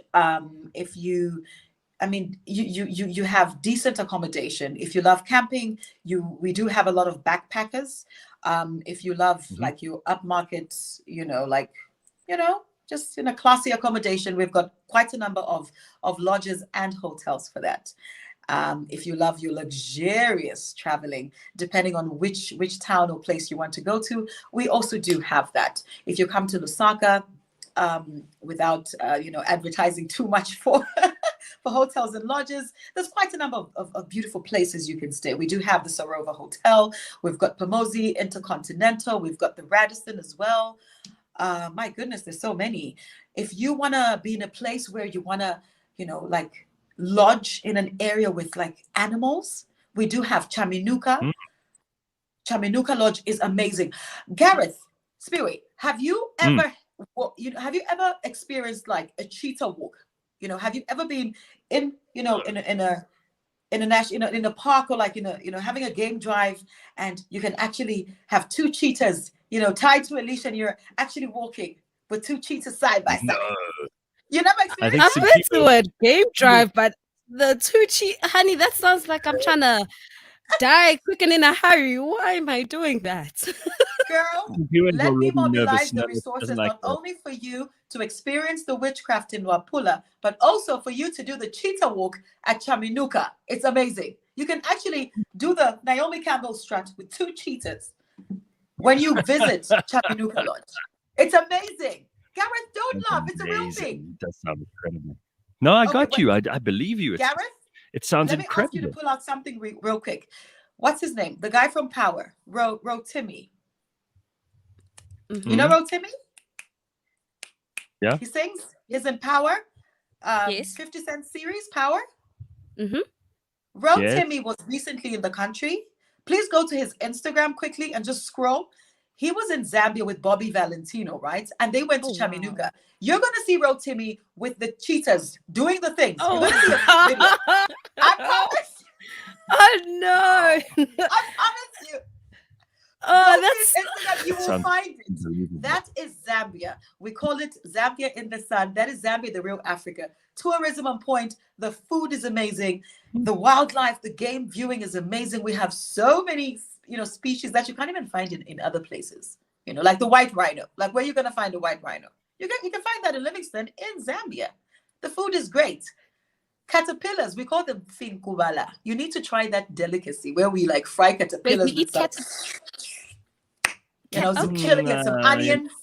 I have a question for you. Did you wait? Did you ever try mopani worms when you're in South Africa? Those are the ones we call them finkubala. Okay, I'm not a fan of those. So. I found this picture of these people sitting with these three cheetahs, and they obviously they're tied to a leash, and you can basically walk with these cheetahs. That's phenomenal. There you go. My God, Couldn't find the actual picture you were looking for, but that's all I found. Listen, this has been amazing. It's so good to talk to you and great to meet you, and we've got to have you on the show again at some point. Thank you. I can't wait to come back. Thank you so much for having me. And keep us informed of your travels on social media. You can follow Mutale and all of her adventures. Just go along to @Mutale Mwanza on Twitter, on Instagram @Mutale Mwanza Media, and you can find her by following the most followed accounts on Facebook, Instagram, and Twitter as well. So lots of good reasons to follow you. It's really good to have you on. Thank you for joining us. Thank you. Bye. All right, Mutale. Nice to see you. Thank you so much. Wow.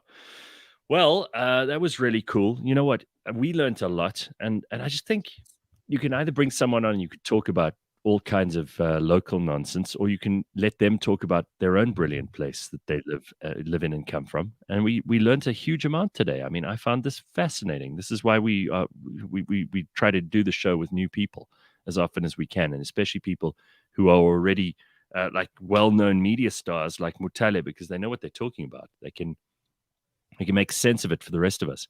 So, Simphiwe, you're going to be excited because what we're doing next is something that you do in your spare time. You love these real true crime things. I'm sure you followed the whole.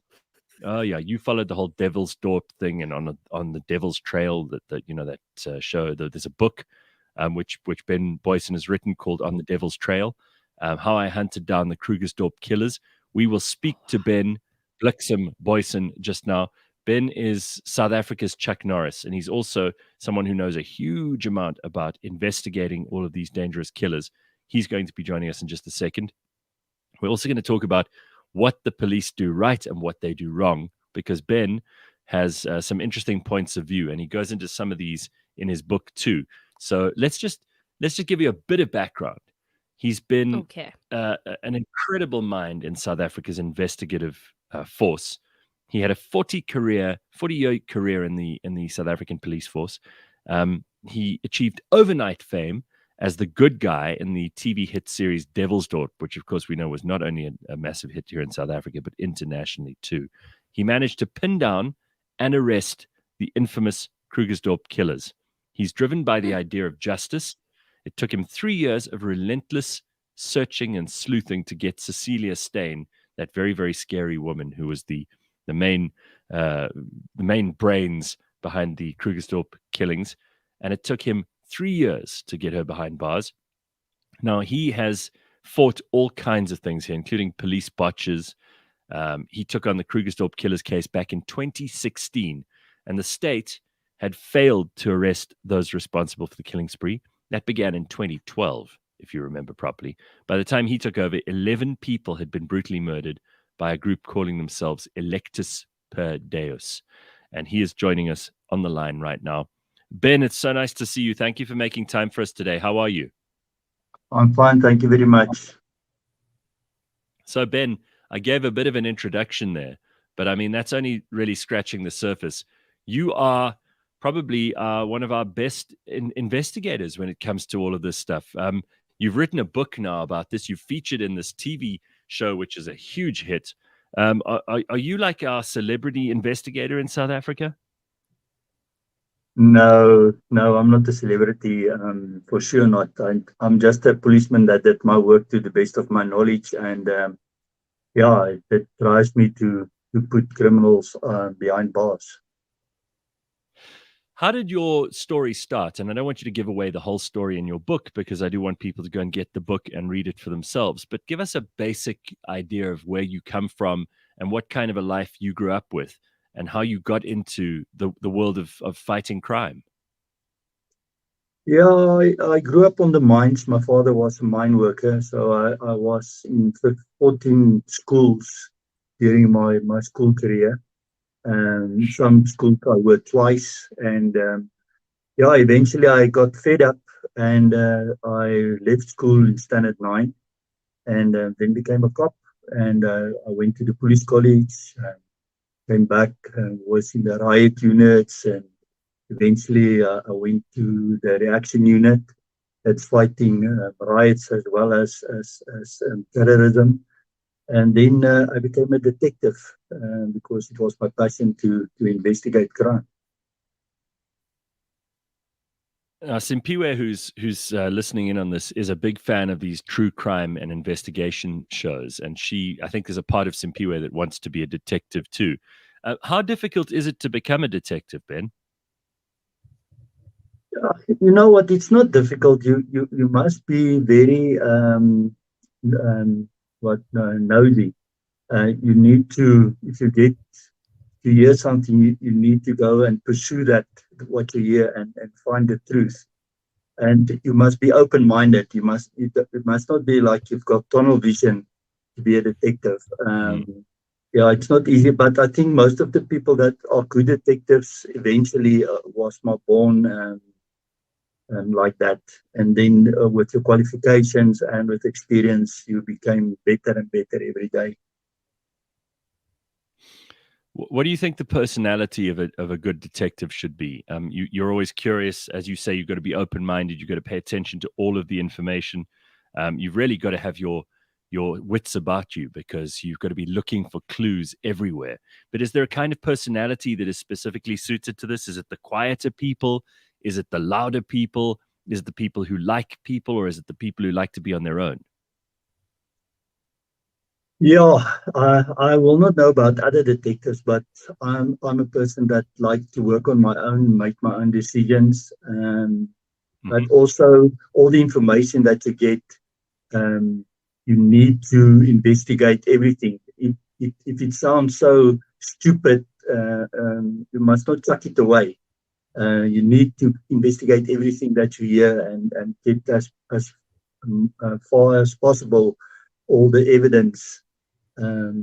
Like an example, your truth and the real truth will not be the same. You will say that, like in this case, I've got a guy that said he saw a R1 sniper rifle. And eventually, when I got the rifle, it was a 303 rifle that was modified to look like a R1 sniper rifle. So he told the truth, but it was not factual truth, if you can understand what I'm saying. So you sometimes have to read into what other people mean, because they might not be articulating it properly, or they might be actually trying to disguise something, or they just aren't paying attention to the facts like you are. So Simphiwe, I mean, is this something that fascinates you because you watch these TV shows, or do you watch these TV shows because you're fascinated by it? I think it's a bit of both, because I love because all these shows start with the crime scene, and I love how they start taking away and understanding that, oh my gosh, this blood spatter that was on this wall, this is what happened, and it was, the gunshot was at 75 degrees, and they're able to kind of tell you the story of how they got there. And I'd love to know, Ben, is like, what are your current thoughts on the current state of police in South Africa? Because when I watch all these SWAT and crime shows, I'm like, oh, you need to do like a gun residue thing. And then in SA, it seems like that's not done. Yeah, good question. Yeah, but you must always remember movies is movies. It's not real life. But the problem in our country, I think at the moment, is experience. Most of the experienced people in the forensic, ballistic, and in those areas left the police. There's new young ones working there, and then there's a few old ones working there. But it is difficult if you send somebody out to a crime scene from ballistics. You need to inform him what he must look for, and then out of his own experience, he also will look for other stuff. But I think the biggest thing in South Africa currently is lack of experience. Because also, people get promoted wrongly. Currently, you're working maybe at the station, or you're working as a court ordinance, or you're working in the cells, and there comes an officer's post in the detectives, and you apply for it, and you get the officer's post, and suddenly you got constable, sergeants, and warrant officers underneath you that you must guide. But you yourself doesn't even know what is the inside of a docket look like. So yeah, that is the other main problem. People is not getting promoted in their fields. I like how you brought up the dockets, because I'd love to ask also these missing dockets that we keep hearing about, and that we keep it seems like that's like our thing. Like there's a docket created today, and then 2 weeks, 3 weeks, it's gone. How does that happen in the police academy or like the police stations? Like, how does a docket go missing? Yeah, what is that? That is. Yeah, a docket is a thing that they open when you go and later complain you've been assaulted or been robbed or whatever. They will open a criminal docket, and they will take your statement and put it inside there, and then the investigation will start inside of that docket. But it's supposed to be scanned in the charge office before it is sent to the detective branch, and in that the detective branch also everything that you did on the docket or do on the docket, it needs to be scanned into a scanner. And at this stage, that is not happening a lot because people that is appointed to do that is doing other work in the police. They're not doing what they've been appointed to. Yeah, and then, you get corrupt policemen that sells the dockets. You get corrupt court officials that sells the dockets, prosecutors that chuck the dockets away, everywhere where people are working and there's a corrupt element, stuff will disappear. There's some interesting comments here. I mean, Copperhead says, we need more good cops like Ben. I watched Devilsdorp and I was in awe of his commitment. Really didn't know we had top caliber cops like him. Well, you don't work. Are you still in the police force now? I mean, what's the story there, Ben? Because a lot of people, as you say, have gone into private practice. You mentioned ballistics and forensics and how that's not what it once used to be. But is being in the police still a real career option for people like you who want to do the right thing, who want to find the bad guys, who want to see justice done? Or has it become very difficult to be a good cop? You mentioned there are corrupt cops. We often talk about it on the show. Is that so bad at the moment that it makes it difficult for a good cop to do their job? Yeah, your first question, Trevor, I'm not in the police anymore because if you're 60, then you go on pension. They don't want you there. My last day, I went to court and came from court, and that was my last day. I didn't even get a handshake from anybody. But I think, if you want to be a cop and you want to be a good cop, there's still place for you in the South African police force. The biggest problem is you must just stay away from politics and stuff like that. You must not let politics and people interfere in your investigations.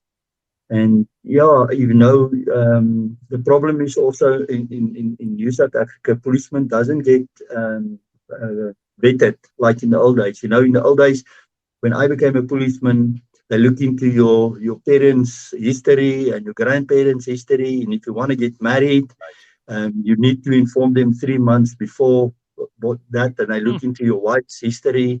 That doesn't take place anymore. So the criminals are sending their children to the police to get inside information about when they're going to be bust and stuff like that. So yeah, that's a big problem.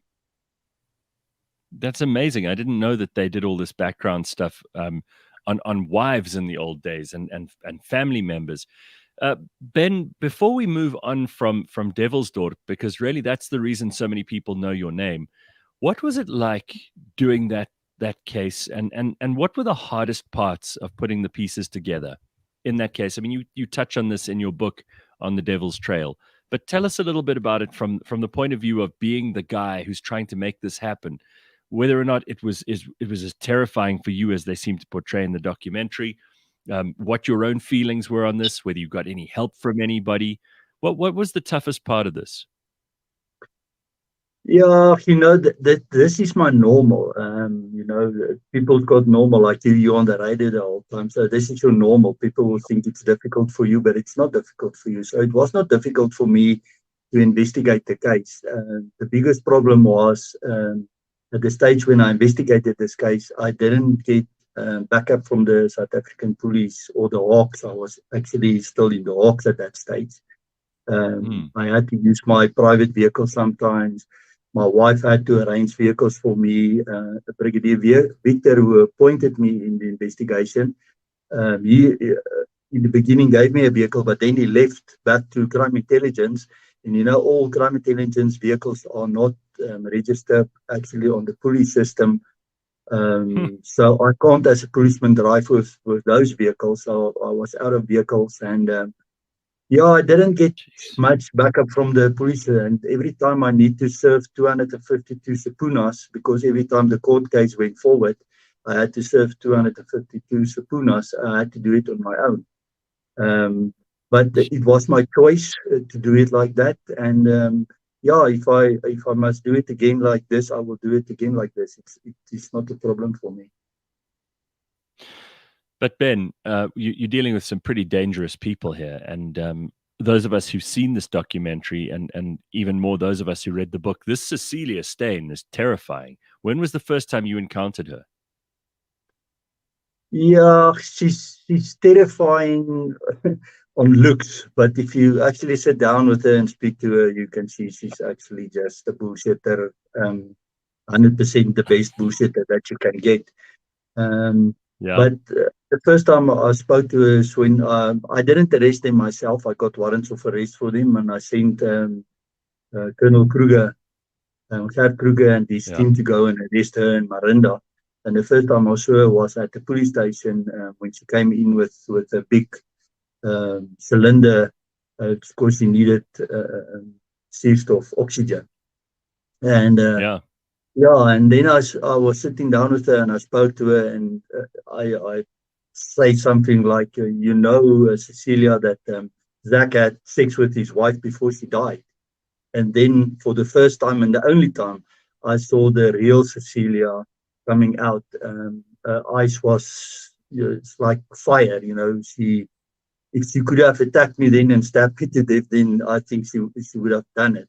But she's herself, she's not a killer, but she can get people, take people's mind and get them to kill people. And that's the biggest problem now with her in jail, because she took normal people from the street and made them killers. What is she going to do with people inside the prison? And she still hates me, and she had a hit on my child, she had a hit on me. And people do stupid stuff at the end of the day. So you must, for the rest of your life, look over your shoulder and see, be alert. This is the thing that always gets me about you guys in the police force, is that you have to look out for your own safety and the safety of your family the whole time. So you're just doing your job. You said it just now yourself. This is just your day-to-day job. You're trying to find information. You're trying to issue arrest warrants. You're trying to get statements from people, investigate things, and then someone wants to kill you. How much of all of that we hear about in the news is actually true? And do you guys get any support at all when it comes to the SAPs? Do they give you a psychologist? Do they ever offer you personal protection, or are you totally on your own?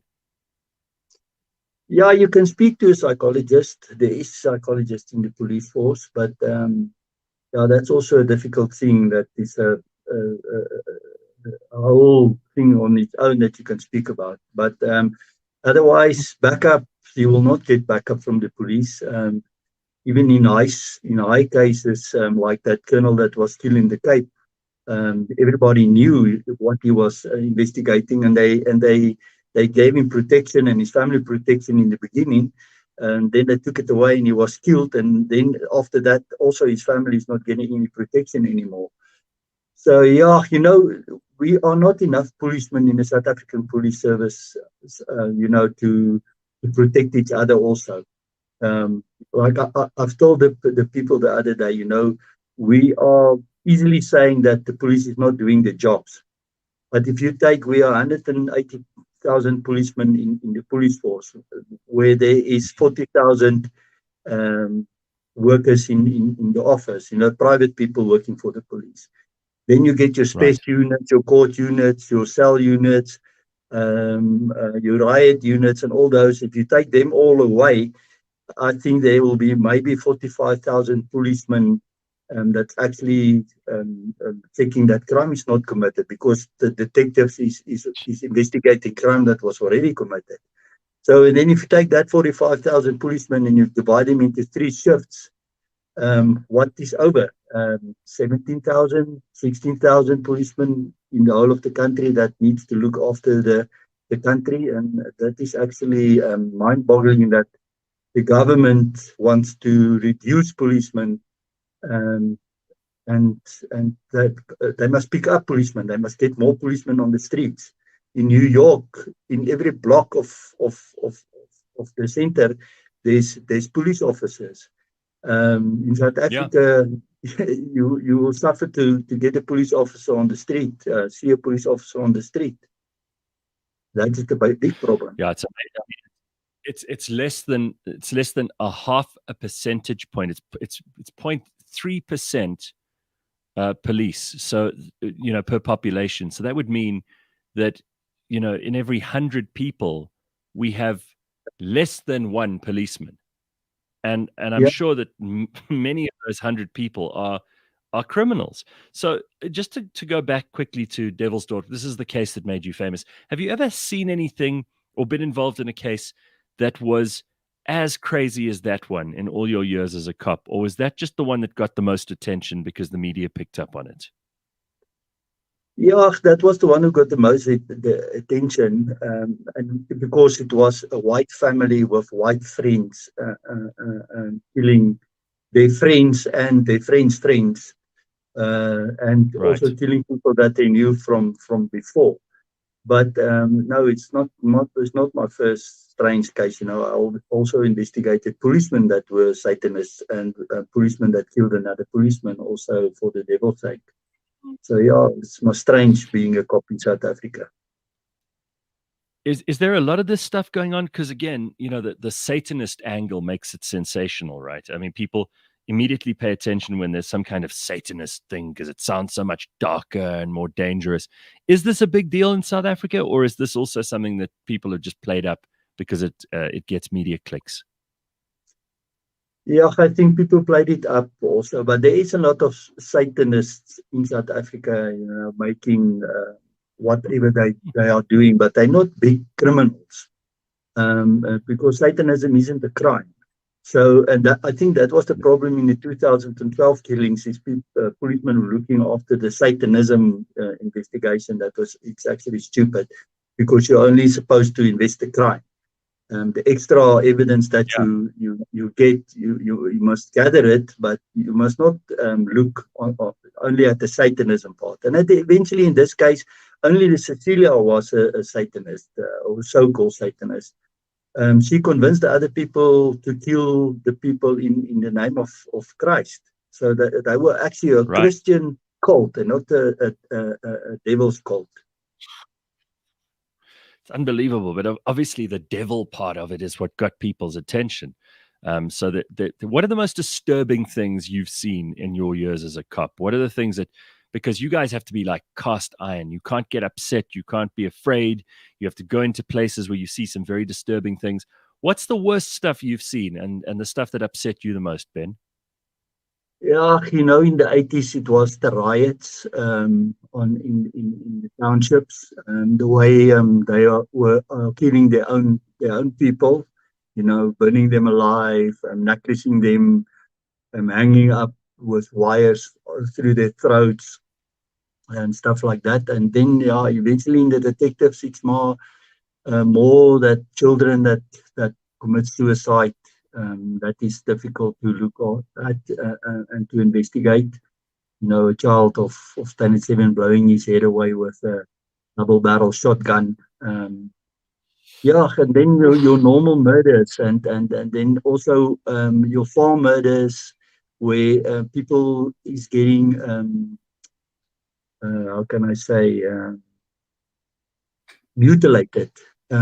You know, that is also difficult to come on a farm and you see an old tannie or old woman, and even the blacks working on the farm getting mutilated because they're working for a white person.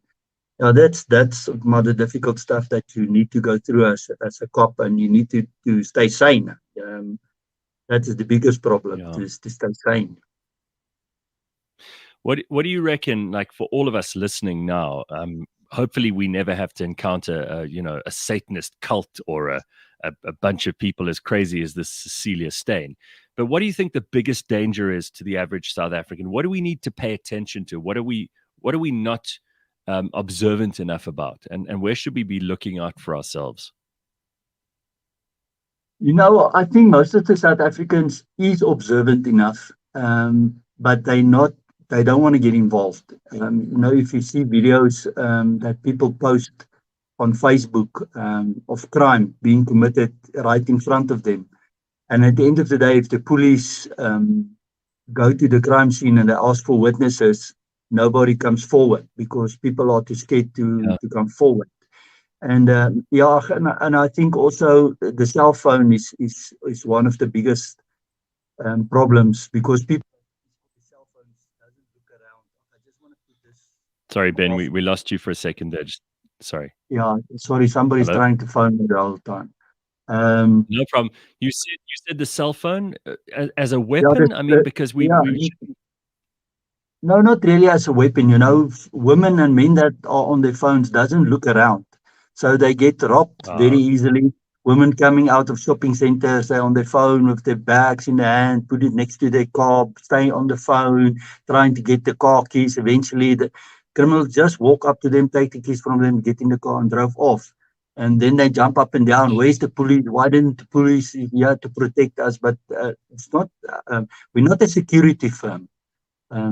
People need to look at their own security, and then if something happens, we will assist and try to catch the criminals. But yeah, and then also on cell phones, you know, in the old days, or not in the old days, a few years ago, we could have pinged a phone if there was a killing and stuff. We can ping a phone and try to catch the criminals. But after the killing of that colonel in the Cape, that is also not allowed anymore, you know. That is difficult because we are now playing in the hands of the criminals by not using access to phones anymore because of stupid people that sells this information. So yeah, it's difficult crazy. to get today. You'd think about with all this FICA and RICA and all this stuff we have to do that people would be you could track them down and the police could use that information to find people. But maybe with corrupt policemen, it's actually not a bad thing that they can't. I mean, the corrupt ones don't care. They don't care about what the rules are. They break the rules. Simphiwe, you want to ask some questions? I know this is your favorite area of expertise. Yes. I'd like to, Ben, you said that you've retired now. And I'd like to know how life is for you as a retired policeman, and now you're just an ordinary citizen in South Africa. Yeah, I don't want to retire. I don't look 61 anyway. I know my beard is getting grey, but you know, I'm still young. I can work till I'm 70, and you know, I should think that the policemen should work till 65. And the last 5 years of your police career, they must send you to train people and put your expertise into people. I can't, you know, that wasn't the only case that I investigated in my life 5 years. I had other cases that I needed to investigate. So I could never train people or assist people to be better cops because of my own workload. But I think the police should let policemen stay till 65 if they want to, and then say, okay, you're a detective, go to detective training and train detectives. But also, I don't want to be a private investigator. It is difficult for me that I need to take somebody's money to investigate a crime that the police used to do because they earn a salary, and the government is supposed to assist people. Now that the government doesn't assist people and people come to me, you won't believe how many phone calls I get every day, and on Facebook, people looking for me to assist in murders of their family members and stuff. And the thing is, I can't take that. And then I need to take the money out. It's not. I will not do that. And another thing is, if I identify the perpetrators, I can't go and arrest them. I can't see that they go to court and see the case through court. I need to give that information back to the police. And what is the police going to do with that information? What is the court going to do with that information? And yeah, and then at the end of the day, you are going to look me in the eyes and say, oh, I paid you 100,000 or whatever to get my son's killer to go to jail, and nothing is happening. And I don't want that burden on myself because it's out of my hands. So I'm not interested in doing that. It sounds really tough, Ben. I mean, I was going to say just now, we're so lucky that we've had cops like you in the system, and people who are able to solve these crimes, and people who were genuinely motivated by a sense of justice. Did you feel good after writing the book? I mean, telling your story, getting it out there, explaining to people what information they might not have known, because there's a lot of extra information in the book that wasn't in Devilsdorp, right? Yeah, it was an honor for me that the publisher contacted me and said, listen, I knew you wrote a book with Jana Marx about the killings and Devilsdorp was there, but we need to tell your story. So I didn't want to do it in the beginning, but my wife said, no, man, go and do it. So it was a privilege for me. Yeah, and I also need to close some stuff in my personal life that was bothering me the whole time. And, I needed to close this case also in a matter of, I don't know how to say it, but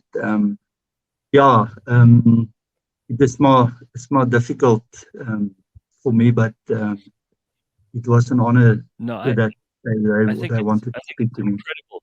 Listen, I mean, congratulations on the book. Really, I would encourage anybody to read it. It's called On the Devil's Trail: How I Hunted Down the Krugersdorp Killers, and that's the case that will make you famous. But there are so many other things that you've been doing over the years that I really just want to say, because South African police get such a tough rap from the public.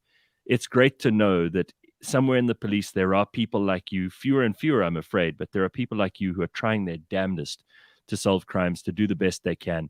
I really appreciate it. And from all of us in the public who feel like we've been let down so much of the time, it's really great to hear from somebody who does the best they can at every opportunity. And even though they didn't give you a handshake on your last day as a policeman, and even though you didn't get any thanks from anybody for your years of service, just know that there are lots of us out there who really do appreciate the kind of work you do. I appreciate it. Thank you very much, Gareth. It's great to have you on the show, Ben, and I hope we'll speak to you again soon. Keep trying to solve these crimes. I don't think you should be retired. I think you should be someone who we can call up and who we can put to use. And I think any smart, sensible police commissioner, anybody who would be paying attention to the needs of this country as opposed to the needs of the politicians, would know that someone like you is an absolute dead cert to be put to work again. I mean, as you say, you're not old. You've got lots of energy. You've got all the motivation to keep doing this. Simphiwe, let's get more people like this out on the road doing the things. Yes, and yes. 100%. Listen, thank you so much. Ben, have an awesome day, and thank you for joining us this morning. I appreciate your time. The book is called On the Devil's Trail: How I Hunted Down the Krugersdorp Killers, and it is available both online and in good bookstores now. That's an awesome thing to follow up on and to read if you're interested in this story, among other things. All right. Thanks so much for the show this morning, everybody. We will see you tomorrow. Oh, no, we won't. Tomorrow's a holiday. Tomorrow is a public holiday. So everybody enjoy the public holiday, including Ben. We will see you on Friday morning, bright and early at 6 o'clock. Cheers, everybody.